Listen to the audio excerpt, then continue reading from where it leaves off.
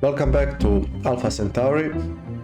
This will be a new guide, this one regarding Psi units, native units in Alpha Centauri, Psi combat, and in general some of the mechanics about them.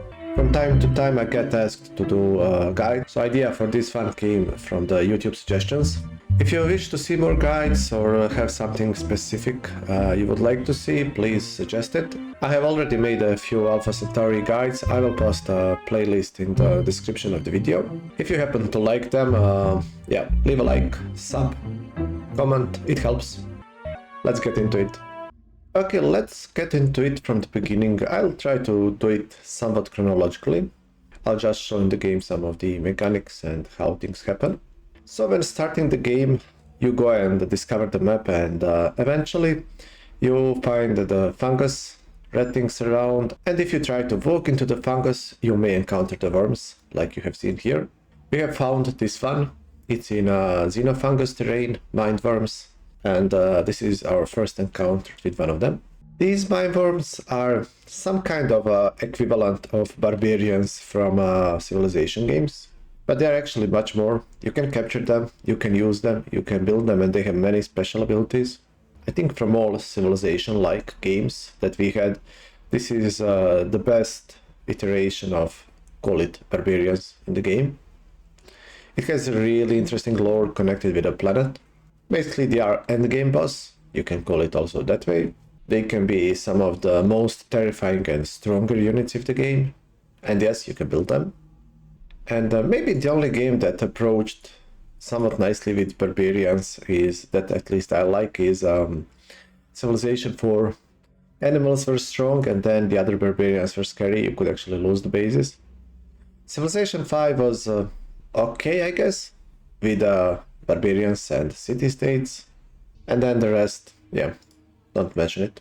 So let's talk a bit about mechanics of finding them. Basically, to find them, just scour the map and you will get into them. And most often, they will be in fungus tiles. Now, actual chance and formulas to find them are not completely known. Here I picked up an article from Meiers wiki, and it has some information on spawn chance, and I will explain to you shortly.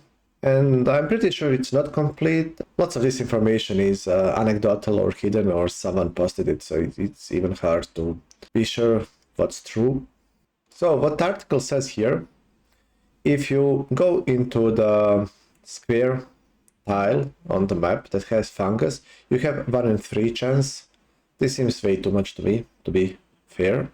Then if the square has a river, then it's 1 in 9. If it has a road, then it's 1 in 27. And then there is some talk about sensor array and base. Stricken for sensor arrays. So what happens to be the case is that if you build a base, now you cannot find any more worms in these tiles, so you can always enter them and you will not find the worm. If I try to enter the river tile, the chances is apparently 1 in 9, so it's about 10%, a bit less. And here should be 1 in 3. And you can build a road, then the chance is 1 in 27, so if you build a road, really low chance to find worms. With MagTube it's 0, but that's late game. So I did some extra digging and managed to find also this on Discord. So this is Inductio, the developer of Tinker. He found this one in the code. So base chance to spawn wild worms from fungus tile is a minimum of 32 and base find distance, plus 10 times map native life forms. What this would basically mean is that the chance to find aliens increases with the distance of the base. And the map native life forms is 0, 1 and 2 value for rare, normal and abundant worms.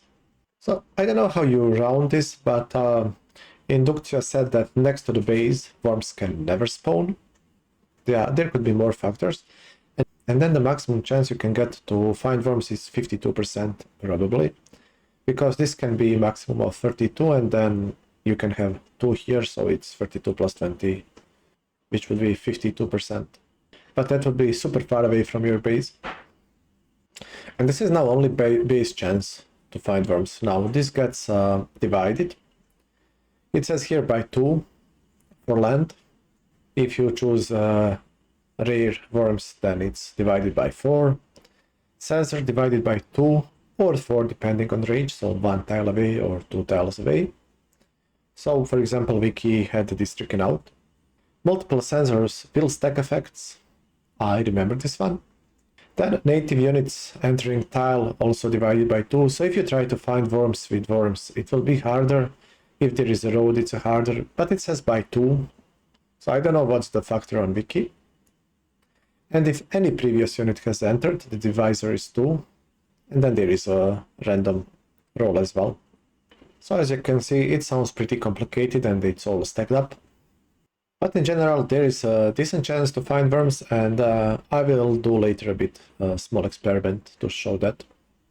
And this is second post that I found by Inductio. He checked native life forms 0, 1 and 2. And here he says worms will never spawn from a tile adjacent to a base, and that also applies to supply pod popping, I think. Meaning that if you find a supply pod, plant a base next to the supply pod, you can pop it and it will never contain a worm. That's a neat trick. And this is interesting. So if anyone has ever entered the tile, spawn chance is divided by 2, so much less than what we usually would have. This would also mean that you cannot really capture them a lot. So as you know, you can capture worms in this game if you have plus planet, like Deirdre has. She starts with plus planet and it says can capture native life forms. So this is the first that I found, and the first capture is always guaranteed, so I will capture this one. See? Let's go next turn. Production complete. Try to enter here. See, another worm. And here we encounter a fungal tower. So before going further into mechanics, let's mention the last thing I think about this. So if you have a worm, it can go through the fungus as it was a road. So I can go here and attack the tower, for example. It treats the fungus as roads. And as you know, as we already said, the roads have 1 in 27 chance to find worms. So basically they are not great to find new worms, but you can use this one to capture worms. And he would travel quickly, and you can try to attack them and capture them. There are more kinds of native units, we will go through them. There are also sea native units, and apparently the rate of finding them in a sea fungus is less than on the land. And in general they are more expensive units, so you can capture them as well. But it's harder to amass an army. If you play a large map and pick, for example, Deirdre, and you can get more plus planet, you can probably capture like 10 of them or something and use them to kill an AI. But there is also a limit to capturing them, so we'll talk about it next, I think. So here's the bonus test. I have a total of 7 units that can enter fungus tiles. I never entered this fungus, and it's pretty close to the bases, I guess, but it is what it is. We will see how many worms we get. Basically, we go in like this.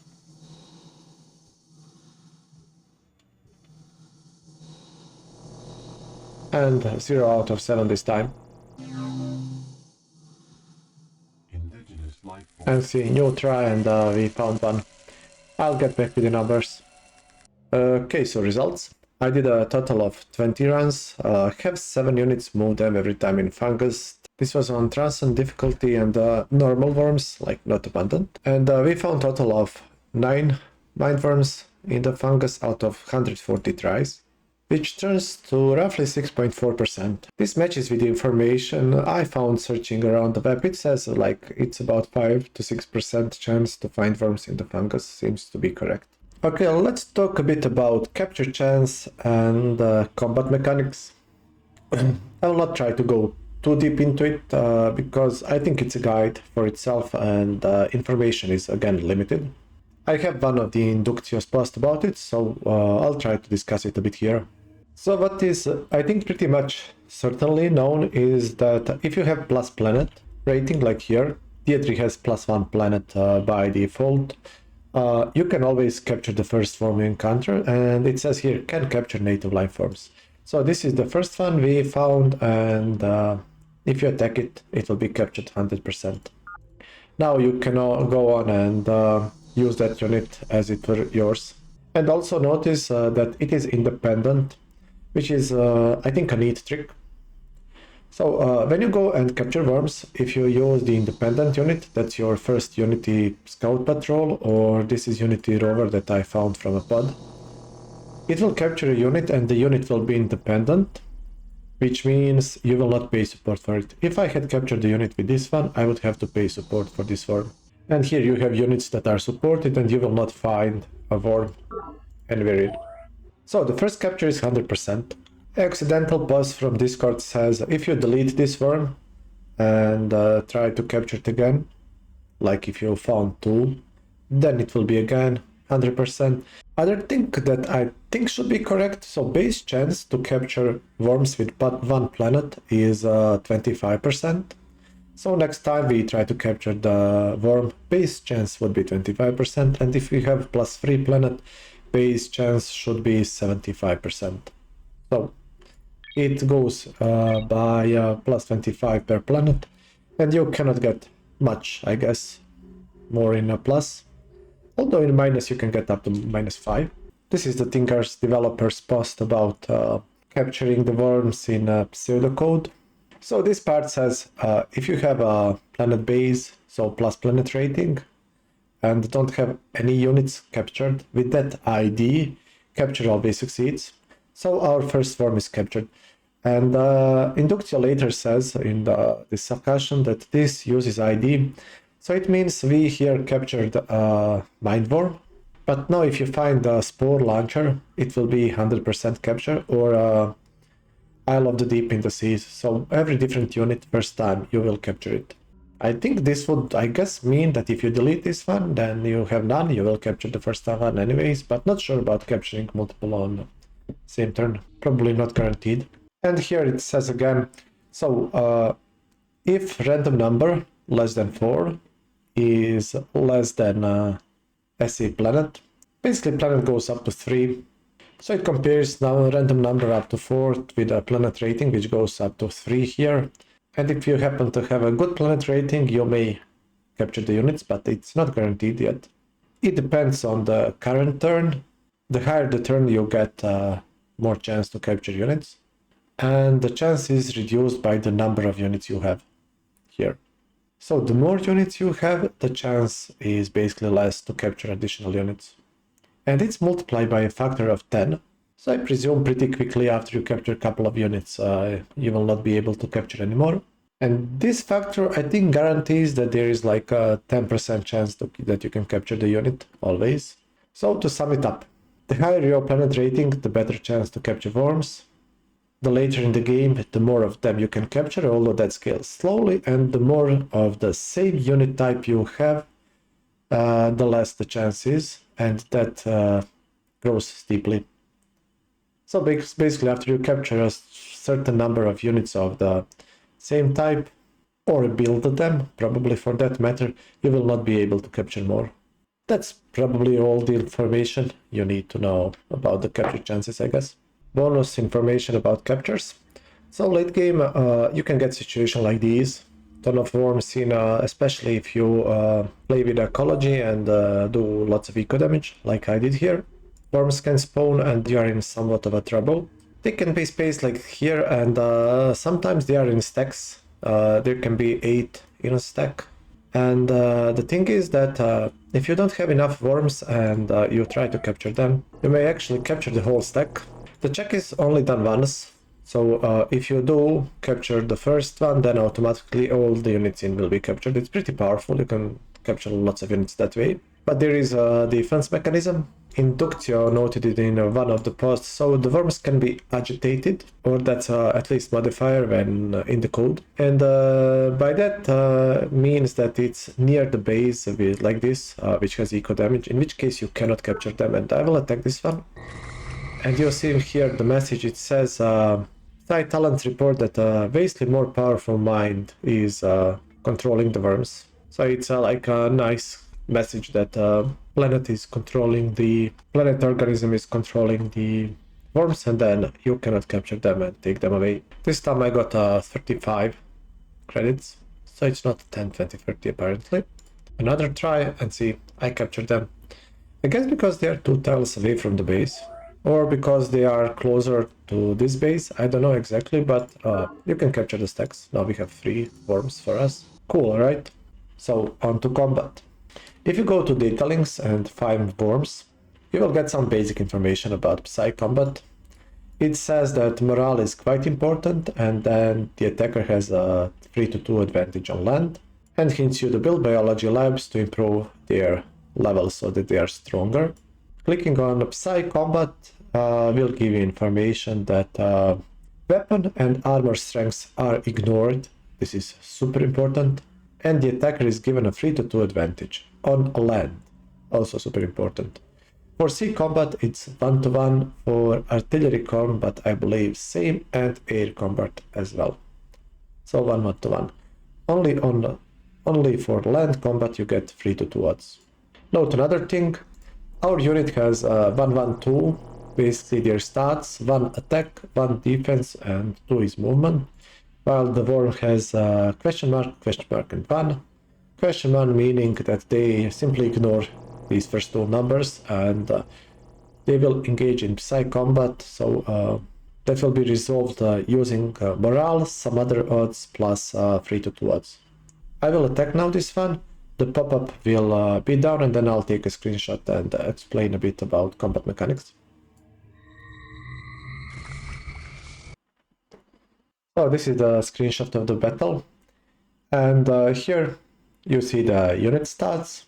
We won, worm is exterminated, and then there is a Psi factor, so it's a 3-2. This is a base strength of the unit. So the units have base strength of 1, and they have 10 HP. That is hidden information.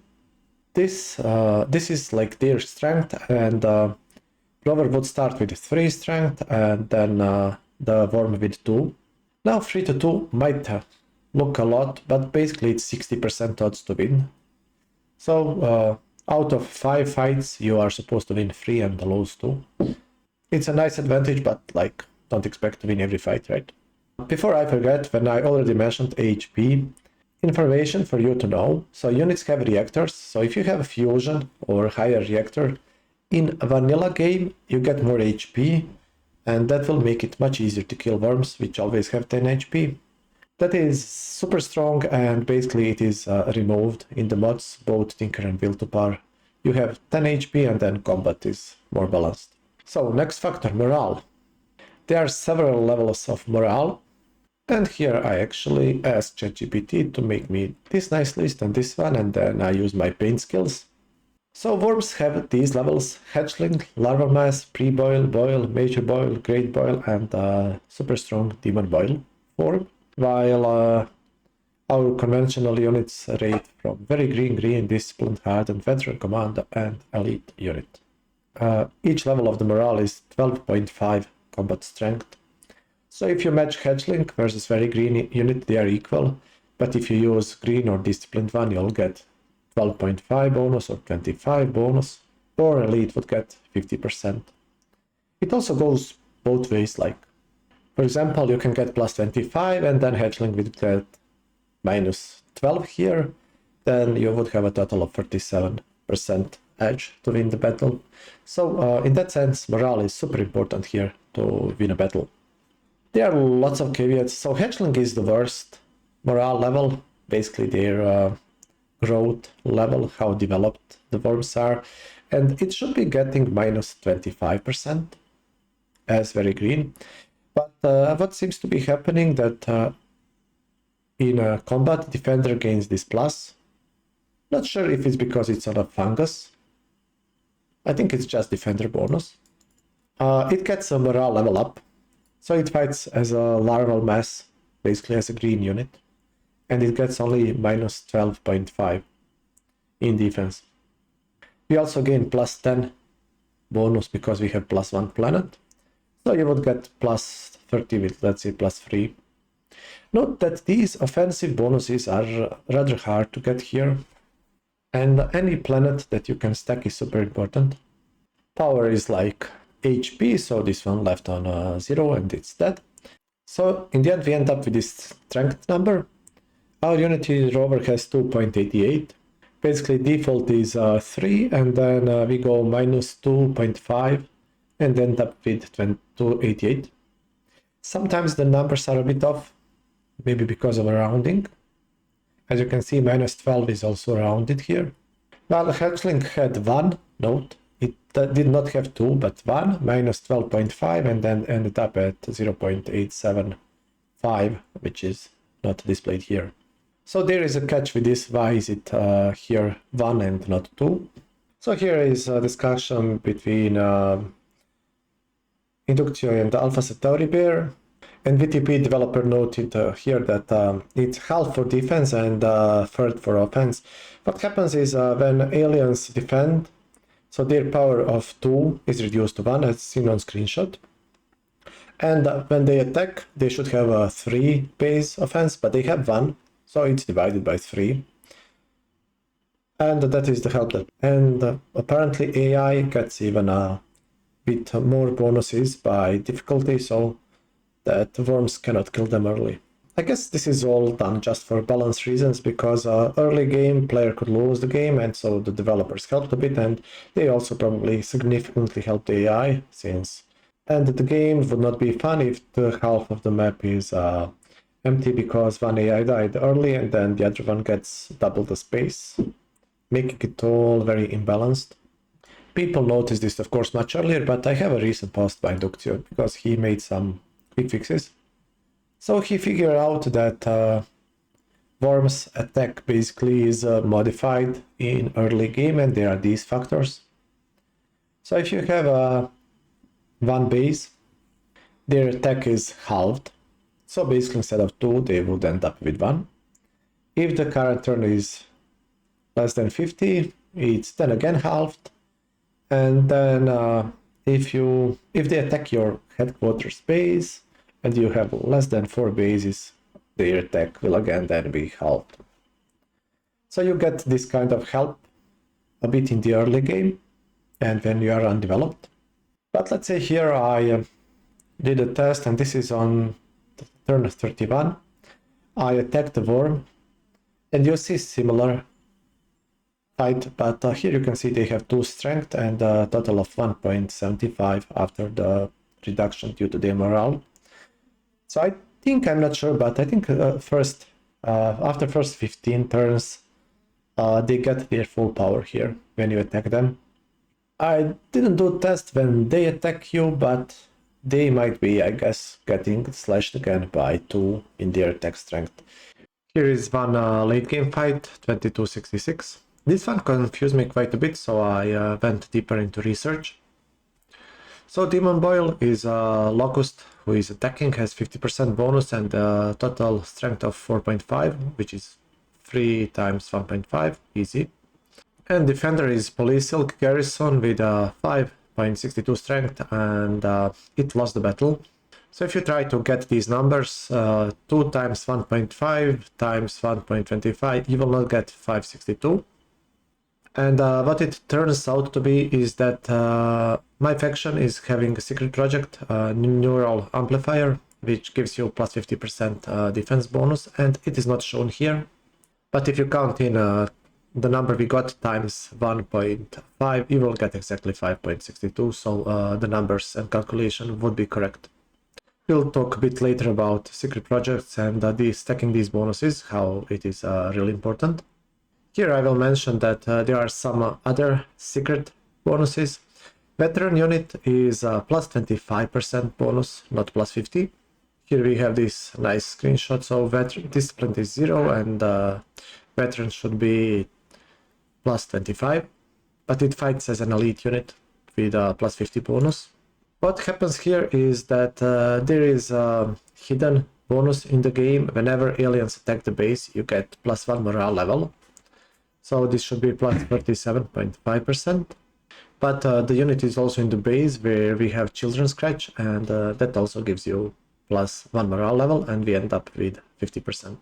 Children's Scratch bonus is documented, and you can see here all negative morales are cancelled, and instead such units receive a plus 1 morale modifier. There are more negative morale modifiers. For example, you get minus 1 morale if the base is rioting.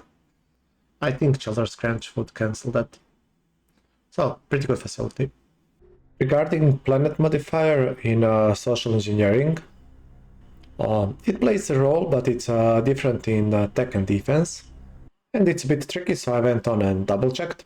So if you do try to attack, you will have plus 10% bonus per planet rating. So Deirdre starts with plus 1, so she has plus 10%, and if you pick up green policy, for example, for additional plus 2, then you would have extra plus 20, so total of 30 planet attack. That's one way to stack lots of power and use the worms well. But if you defend, and this is in vanilla game, so no mods, you actually do not get any bonuses. This is Deirdre's scout patrol at the beginning of the game, and there is no planet bonus. So planet does not play a role in defense. But if you are running Tinker apparently implemented a planet bonus, but it's halved. So Deirdre's scout patrol will have 5% defense bonus, and then 10 or 15 depending on your planet rating. And for example, in will to power mode, we have situation like this. Planet is playing a role, and it was set to 15% plan per planet level. But it is not as strong because the base strength was changed to 6 to 5 from 3 to 2. And in that sense, combat is more balanced, so there is less advantage to attacker. You can also notice, for example, will to power does not give help to the defender, so the scout patrol fights at very green level, which is minus 25%. In vanilla, it will get plus help, plus morale level. Although will to power, for example, has this small scaling bonus, so 1-1-1 unit will get 5% defense from armor, and then if you have 1-2-1, you'll get 10%, etc. It grows a bit. Showing you this just to show you that like combat mechanics are intricate, and they do differ between vanilla and mods in general a bit. I'm not exactly sure how combat damage is calculated. There are some posts on the wiki, but you may notice here how important it is to actually attack. Because let's say this worm has a base strength of 3, and then plus 50% for it is 1.5 points. While here our unit with a base strength of 2 and 75% bonus would still not end up like not near 4, right, total. So you could say that bonuses on attacker are more important because base is higher. Which leads us to a simple fact that if you see the worms in the game and you can attack them, it's most often best to attack them rather than to defend. Here I have another example. This one is of bombardment, still 3 to 2, and then here, as you can see, this unit gets also sensor and the base bonus.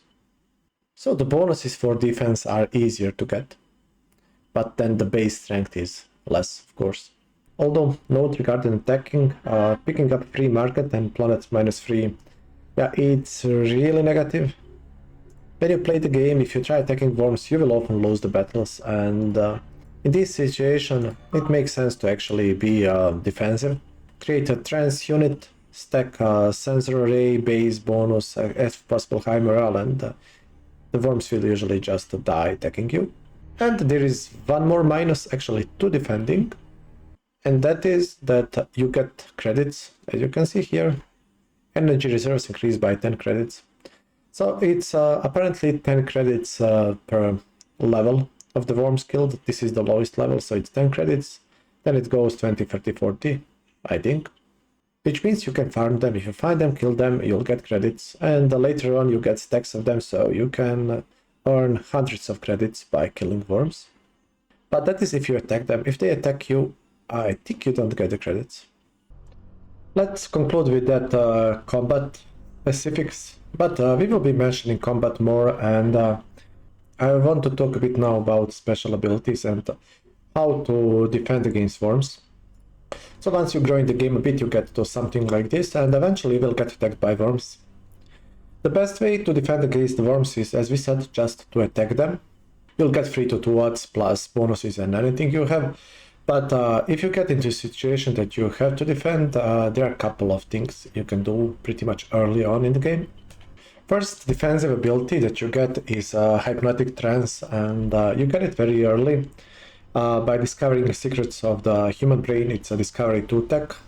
Hypnotic Trance will give you 50% defense versus Psi attacks, so it is only defense, and this part is interesting. Cost of the ability is attack divided by defense. Now it's super easy to skip over this, but it rounds up, and what it turns out to be is that if your attack is less than the defense, then the cost is 0, which is pretty cool. So basic infantry is 10 minerals. If you give it defense versus Psi, it says cost 1, and it will stay 10. So it is as a free ability basically. Or in other words, no need to build 1-1-1 when you can build 1-1-T1 and get a 50% defense bonus. And 50% is a huge bonus in Psi combat. If you add a shield, the cost will not change. 20. Stays 20. What you cannot do is, for example, add a particle. Now it's 50. And without trance is 30. See? So you cannot really add hypnotic trance to offensive units and keep the same cost. But on defensive, on garrison units, if you don't use other abilities, you are free to add this one and have good defense against worms. There is more to it. So at plasma level, you will get also another type of armor. That one is resonance armor. There is also pulse armor. Resonance one, 40 minerals, but this one is 20. So adding resonance ones, you do pay 50% extra cost. And what this will do, it will provide you 25% defense against worms. While still, I guess, keeping the 3 plasma bonus. You can add this in, and now you would have 75% bonus. Now you may think it's unnecessary to stack so much defense, but due to the weaker base strength, here is for example the screenshot with me using free market and getting minus 15 planet in defense, and I'm getting attacked by Boil, which is only plus 12.5%, and actually my trans infantry is slightly weaker even with trans bonus, and I lost the fight. That said, this base didn't have a sensor array, but worms will destroy sensor array sometimes. And here I picked up another nice screenshot, and this one with plasma resonance defense unit, which gets extra 25 and then plus trans 50%. And the trick with all these bonuses is they are multiplicative. So it's not just plus 75, but it's more, since each time it multiplies, the base is bigger. So you end up like some really ridiculous defenses. For example, this unit has a strength of 12, and Major Boil, which is pretty developed worm, has only 3.75. And for example, in my test game, this unit actually killed 4 worms before it died. So if playing someone who is maybe using a free market and big minus planet, you may consider stacking defense like this. This Resonance 3 armor is available in Field Modulation, Conquer 2 technology, so you'll get it pretty early. But it is a different tech than Plasma armor, so depending on your game, you may get this one before or after the normal Plasma armor. And it's debatable, do you want to use it to defend against worms? I often find it just better to build these units for 20 minerals than to use more expensive armor and pay 30. But it does open, for example, options to do something like this. This unit is good against fast units as well as good against worms. So you can have like best of both worlds for only 10 extra minerals. Your choice. If we go a bit further in the tech tree, at Centauri Empathy, which is Explore 3, so if you like beeline explore green part of the tree, you can get to this one relatively early. You will get ability of Empath Song, and also ability to build Mindworms. We'll talk about the worms as soon as we finish this. So what's Empath Song? It has plus 50% attack versus Psi units, and it has a cost of 2. And 50% attack is super strong, because when you attack, you get a base strength of 3, plus 50 attack, it's already 4.5, and then with that you can pretty much kill anything, including most often even a tower. Bring 2 empath units and you should probably kill even a tower, like this. So for empath units, if you add ability, it will basically here double the cost. so from 10 to 20 minerals. And this is not really a mobile unit, so I don't build these, they are not effective. It seems much more effective to use a speeder, which can move around, and then you use empath ability, and it's 30 minerals, it's cheap.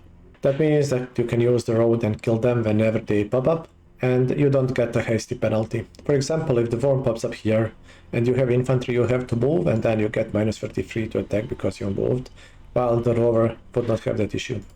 It's a bit tricky how these costs work, but if it's a 30 minerals and you try to add a empath song, it will jump here by 2 rows to 50. So that's pretty expensive. But if you use something like Scout Rover with the normal weapon, it's 20. And with the empath song, it's only 30. So that's 10 minerals jump. So you usually want these empath units with a lowest cost, and you can just use simple hand weapons on them. Because weapons and armors do not play a role against worms, so don't even have to give them armor. It just makes the unit more expensive, although like you can see you can add this one and it's the same cost, but this one is much more expensive. So this would be like a good defensive unit that can also kill worms. Play a bit with workshop, there are tricks like this. You can do similarly with foils, like this.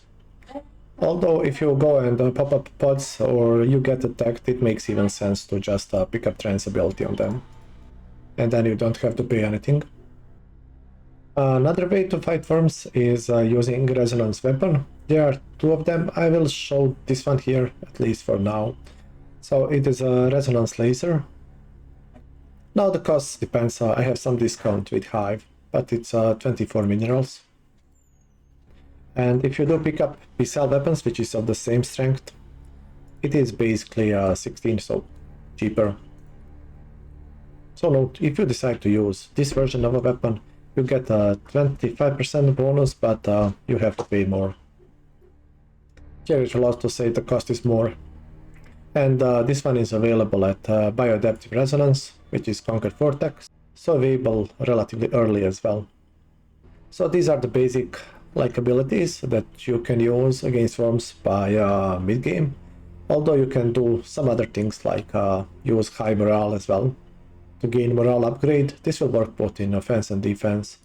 And then you can build command centers and buff up your army in general. Here we will do just honorable mention to Resonance Bolt. So similar logic to Resonance Laser, it's just a power of 12, much stronger. You can use this one late game and you'll get 25% attack. And for defense, after Resonance Armor, which is level 3, Resonance 8 armor is much stronger, and you can use it late game to defend both against worms and conventional units. And at the very end game we get to some of the beautiful parts of the game. It's imbalanced, it's strong, but you can do silly stuff and it's super interesting. So besides these string weapons and other super strong weapons, you also do get Psi attack weapon, which basically means that of any of your units, for example on a copter or a grouse ship, you can add Psi weapon and attack like worm. So if you want to have 22 movement worm on the map, you can do it. It would be like a great specialist to kill super strong units in bases where it ignores all conventional defenses.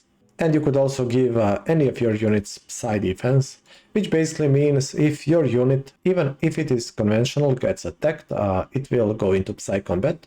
Now in general you wouldn't do this unless you have secret projects which help you a lot, and that's the next thing we'll mention here.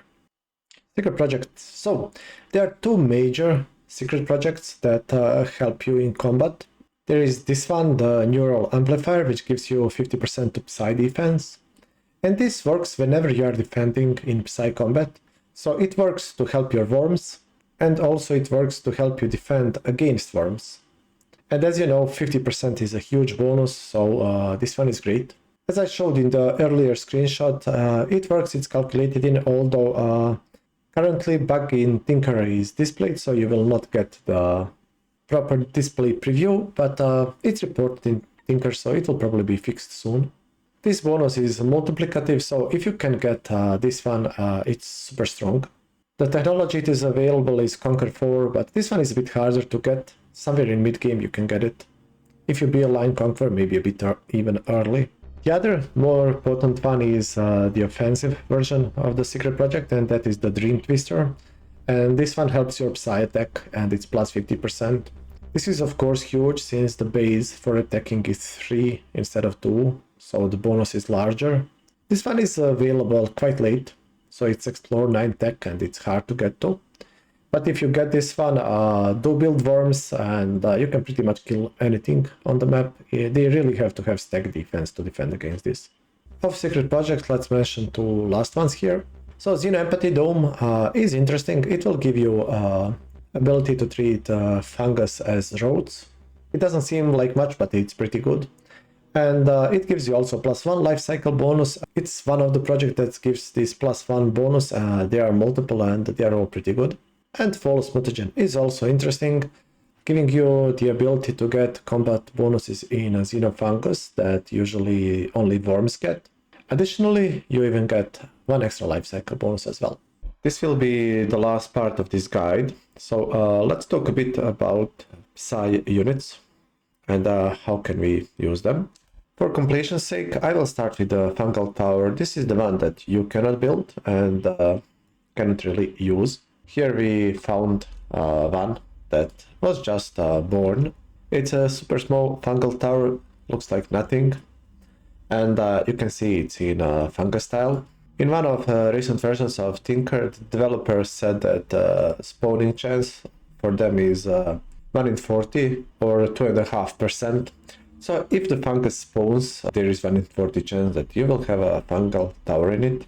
Which also means actually that if you pop up a pod and you trigger a Xenofungus boom, there is a chance to get new fungal towers on the map, and they can start like already large, and I think late game they start large by default. And also if you cause eco damage, fungus will spawn around and sometimes units spawn and the tower as well. So you can have a tower in the middle of your empire late game, but at that point it's easy to destroy. So these things can be annoying very early. They will spawn fungus around then, given time. So even if you remove the fungus will trigger back. There can be a little mini game. You place a forest expands here, kills the fungus, then the tower spawns fungus, kills the forest. So eventually you want to kill it. It can be hard to kill, but if it's super early like this, you get large bonuses.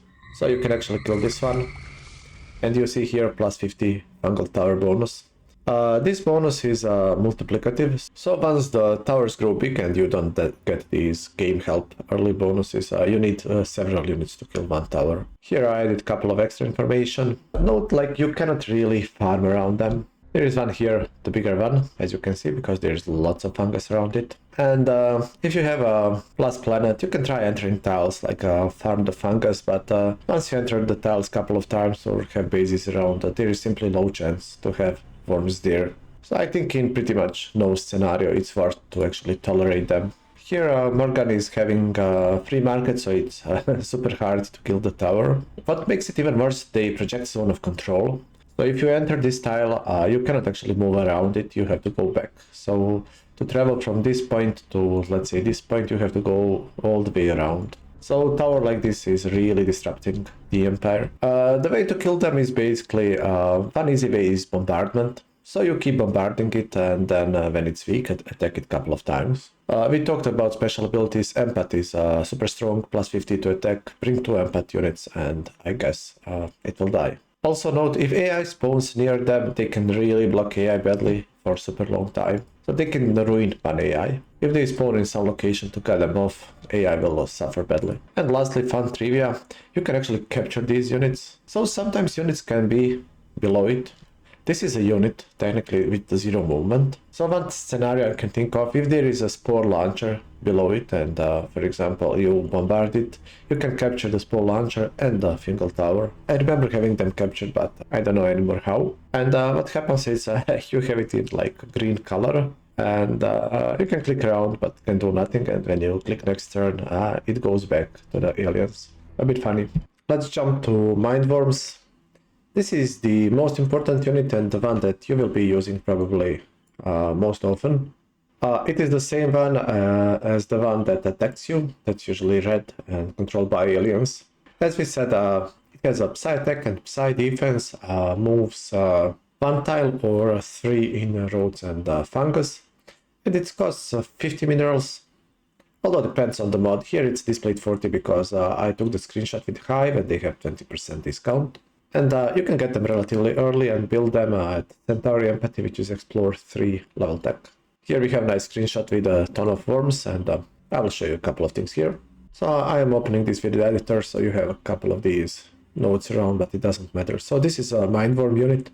You cannot go to workshop with it, but you can just click and build it. In general, it's 50 minerals. It is somewhat expensive when you get it, but eventually later on you get bases with 50 plus minerals. So you can build, for example, one per turn, or you can just get discounts, as we saw with Hive, for example. Other than that, as you know, you can also capture them. And in general, they have several really nice abilities that other units do not have, and I would rate them as a really useful specialist unit that can be used in any army. You don't have to have positive planet, but negative is not really good, so at least 0. And if you build a couple of worms, they will find their use. So here I have a list of guess their advantages and disadvantages, so I'll try to go quickly through them. First, it is anti-tech unit, so ignores armor and weapons. Basically what this means is if you are fighting tough opponent with a huge armor defense or great weapons and you have trouble parrying with them, you can turn your attention and use worms. They will fight evenly, or if you attack, you will have attacking odds. And once you steal the attacks and catch up, you can start using conventional units again. So they are always good for that, and in this game, you should never really get killed by tech. If everything goes wrong, you can try to build worms and defend. So there we come to one, their really good use of worms. They are really good city buster unit. What I mean by this is they can destroy the cities that are heavily fortified, and they are quite effective in that role. Ignores PD, ignores perimeter defense, and Tachyon defense as well. So here I spawned myself a nice major boil next to the Meiers base. And for example, if you want to attack this base, it has a perimeter defense, it has capability Sentinel, Defender in. They often build units that are ACM and AAA, anti-air. So for example, rovers cannot do anything, and then if you try to attack with planes, you are screwed, especially if they have aerospace complex. So one thing you can do is you can use worms and spec the base. They can ignore this strong armor and perimeter defense as well. So let's attack. And you see, it's a win. So here I have pretty stacked bonuses.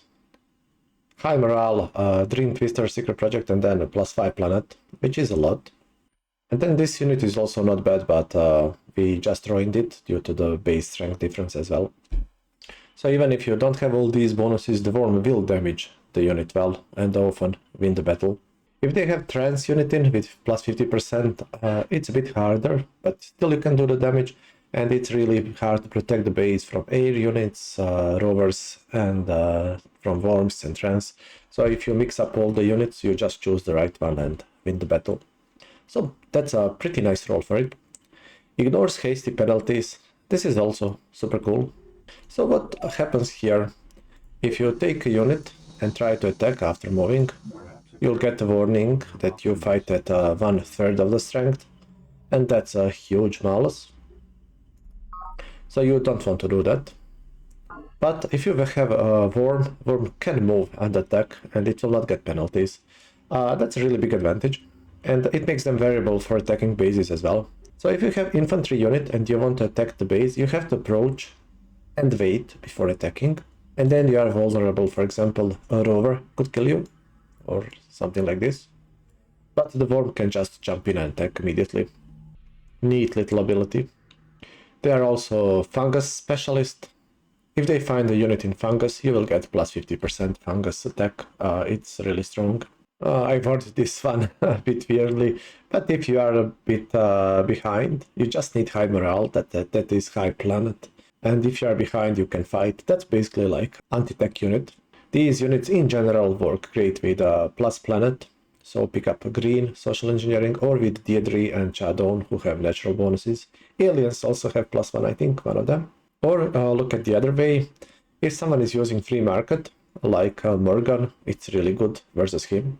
Miriam has that nasty +25% fanatical attack. Worms ignore it, so you can actually defend against Miriam a bit better with worms. Although if she attacks you, she will still get 3-2, and she has a decent morale always. Flat cost we mentioned, and there are a couple of weak points to them. So they don't have armor, really, and if you bombard them with a conventional unit, it treats as 1 armor. So strong bombardment can basically almost kill them, one-shot them. So you have to protect them from bombardment, have that in mind. They are in general weaker in defense, as Psi combat is 3-2, so you want to attack with them. But if you get secret projects and boost up their morale, they do pretty well. I was mostly talking good about them, but they're not effective against low tech especially, so you don't want to use Mindworms to kill scouts or sentinels or something like that. Those units are worth 10 and 20 minerals, and the Mindworm is 50, and they do pretty well against Mindworms. So use them mostly like as a anti-tech unit against high technology. They also don't really do well against Spartans. Spartans have super high morale, so they tend to screw up forms badly. I could talk half an hour about them more, but let's keep it at this. So next up, Spore Launcher. It has the same stats as Mindworm that we just mentioned, but it is an artillery unit, and when controlled by AI, it can be pretty annoying. They tend to move at the corners and then bombard your farms, solar collectors, and sensor arrays. But as an attacking unit, they are not very impressive. And once they level up, they grow big like this. They're a bit scary. You can build them the same way you build worms. And they have their set of uses, although they are a bit different than the use of Mindworms. The way I like to use them is mostly in defense. So when attacking, it's a bombardment unit. For bombardment, the round lasts only 1 turn, so it bombards the unit and maybe does some damage. So I went on and tested a bit how much damage they can do. And this is a pretty beefed up Spore Launcher. And here is the stats for 10 attacks on this ECM Plasma Garrison. And as you can see here in the numbers, this is percent damage. With a pretty big odds for Spore Launcher, it tends to do damage as artillery does. So sometimes it does 0 damage, but it did up to 40% in a single shot. So you need to treat Spore Launchers like an artillery unit. You build several of them, 3 or 4 at least, and then you can go and bombard and they will do the damage. Of course, make sure that you have plus planet and a good morale. But I like them more in defense. And the reason why is if you want to use worms to defend, which you want sometimes, if you are behind in tech, for example, as an anti-tech unit, they are also an artillery unit. So you cannot really use Mindworms. If AI comes with a bombardment unit, Mindworm is screwed up, but Spore Launcher will defend pretty well. Then also worms are good defender against air units. If an AI gets missile or chaos weapons and interceptors before you, they may try to strike your bases, and it happened to me a couple of times. So they typically have 6 or 8 attack versus your plasma weapons, and you don't have anti-air. In which case they just pick off all your units around, which is really annoying. But if you just spam some Spore Launchers in the bases, they basically stop attacking. So these units don't have problems defending against air attacks. And even if they lose, Interceptor is usually badly damaged. So that's maybe the best use I found for them. Regarding attack, they have maybe a niche role where they are better than regular artillery. So if you try to attack a heavily fortified base with a strong armor, like that probability sentinel that we have, conventional artillery may not do much. But if you have plus planet and some morale bonuses, Spore Launchers can actually maybe do better. So that's one niche case where you would want to use them to attack high tech defensive units. And the same rules work as well for them. They are good against free market users. They are good with a Deidre, Chadone. They have a flat cost. Cost can be reduced with building brood facilities later in the game. I think by 25%. And they as well have that 3-2 weakness in defense. But note that artillery combat is 1-1. Artillery combat has somewhat different rules than regular Psi combat, so I will not go into it, but in general I would rate them as decent defenders against high-tech units. So next up is Isle of the Deep. It is the first sea unit that we are showing off. It is a worm, but the one that goes in the water and cannot go onto the land. As such, it uses Psi combat, so it has question marks, and Psi defense if defense, and has a movement of a foil. That is 4 tiles. But as you can see here, it has 5 left. I moved it once, so it has total of 6 movements because it works with the Maritime Secret Project that gives you +2 extra movement on the seas. That's pretty neat because it puts them up to speed with cruisers. And they are also transport unit, has 4 cargo capacity. So I can go on and, for example, load units in it. And we can now transport. And that said, even this is a Psi unit, I would primarily consider Isle of the Deep as a transport unit and not a fighting unit. For that reason, I have here can attack and defend decently. So they are not particularly good in neither offense or defense because sea combat is 1-to-1. So they can defend well against, let's say, one high-tech attack. They can stop a plane from killing them or something, but if there comes a simple 1-1-4 foil, it may kill it, you never know. So they are not really a safe unit. You can argue, for example, that they are better than an armored transport, perhaps. If I put plasma on this, it can easily get killed by an airplane. But if it's armored, it cannot be killed by a simple foil with hand weapons. Isle of the Deep works the other way. It will defend the airplane attack, but could die to a foil, which is what it is, I guess. Maybe if you really want to use some invasion in a later game environment, it is maybe the best solution to transport units. But in this game there are many ways to attack on the different landmass, so I never really use them to transport many units.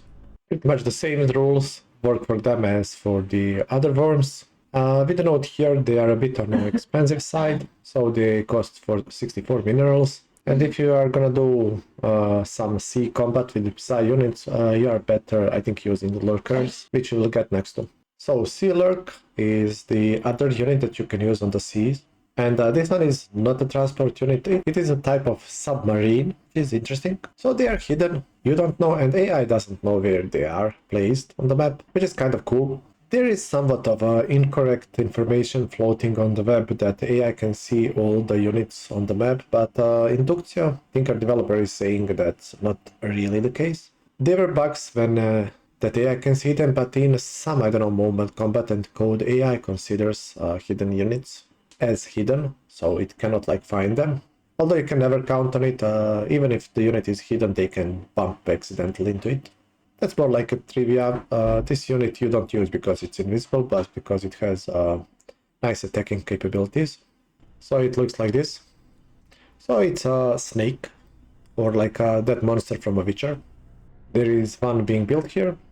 And they are really good use late game. So they are cheaper, 48 minerals compared to 64. They are cheaper than Isle of the Deeps. And you can use them to capture the bases like I'm doing here. Basically capture all the sea bases with them.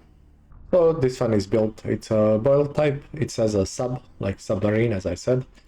And it has 4 movement by default, but still 6 because I have a secret project. And it gets then again these nice abilities for, let's say, ignoring perimeter defense and armor and defense as well.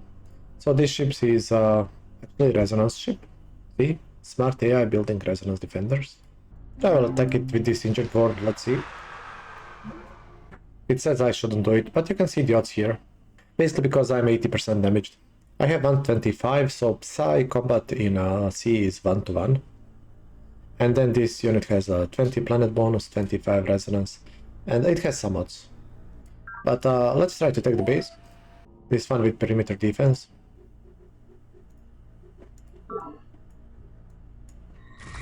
And we chose a worm to defend. And we actually lost the battle. 3-to-2 odds. So when attacking the sea base and attacking this worm, it triggered Psi, like land base 3-to-2 combat. But you can see it almost killed the worm. And this is Shadowon who has bonuses. I turned off fast battle resolution, let's attack this base. And then lost to resonance defense transport. Well, here you can see like how they lose to these units, so resonance ones. So it would be much better to use, like I'm using here, let's say, plasma shard copters. You use that to kill units and then use the worms to take over the bases and defend them. But they are capable attackers. provided that you have stacked up planet bonuses. Oh, one interesting thing about these units is that they are also amphibious, so they can attack units on the land or bases as well. The ships cannot do that. So you can take over coastal bases. And let's see this unit. It's on the forest, on the coast, and we can try to kill it. And there, we won. It's a 3-2 combat when attacking on the land. So whatever, using them, like spamming them like this, and when you are attacking someone late game, you use the combination of conventional units and airplanes to kill low-tech defenders. If they are high-tech defenders, you use worms, and then you also use worms to kill anyone that approaches coast. And then in general, they are decent defenders in the bases as well. Even when they die, one advantage, I guess they are cheap, so they are always decent attackers, so have that in mind. So let's test this. This is a sea fungus and a guy and spoil on it. Combat attack. And yeah, it gets plus 50 fungus bonus. So maybe I'm hallucinating, but I may have seen that they sometimes don't get a fungus bonus, but it should be working. And last unit for this guide is Locust of Chiron. This is the final worm unit that you get, and they are flying. Moves like air 8 tiles. And you get them as Centauri genetics, which is Explore 7. You would think it's not much, but they do come pretty late in the game. You can see them earlier if you create eco damages. Sometimes they will spawn, and they can be a bit tough to kill. Depending on where they spawn, sometimes they spawn on the sea tiles, for example here around the city, then you cannot get to them, you have to use air units to kill them. You cannot bombard them, but I think you can attack them with a ship. They are also a bit on the expensive side, and in general more expensive than interceptors or penetrators, as you can see here. And they are not often as strong.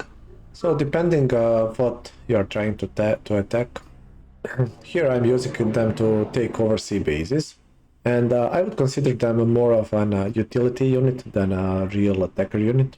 So they have the same issue as a Sealurks, for example. As you see, if I try to attack the bases, they lose lots of health in even attacking units like armored transports.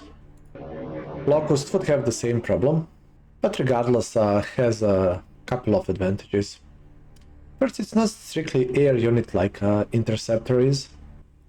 It would be best described as a grav ship, which is the super late chases you unlock at Graviton Theory at Explore 13 very end game, and that's one of its biggest advantages.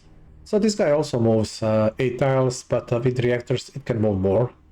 So Locust is a slower grav ship that uses Psi attack and defense. You can move over the land or over the sea. It is flying unit, but it does not have fuel.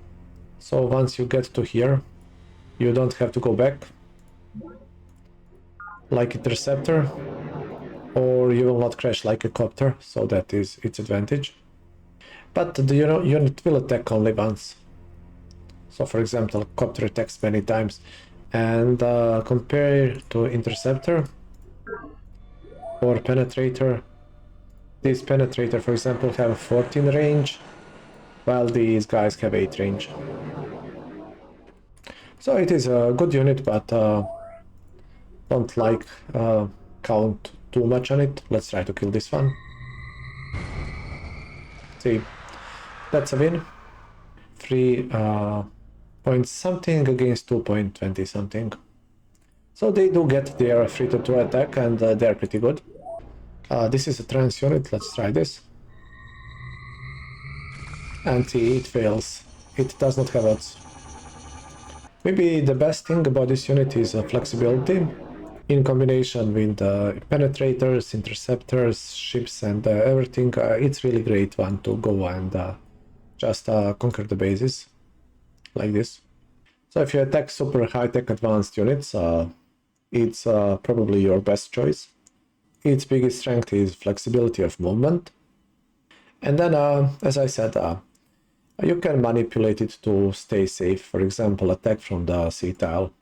So if you would go and attack this base, you can attack from the sea tile and then other units cannot reach it. It would be of course extra effective against free market users and anyone with a negative planet, or of course if you have a plus planet. And in general it's valuable unit, so unless you have a Dream Twister with 50% bonus, it's not really worth it to attack too much with it. It's more rather of a supporter that can get anywhere and take over the bases. A Needle Jet, for example, cannot take over this base, nor the Copter can, but the Worms can walk in.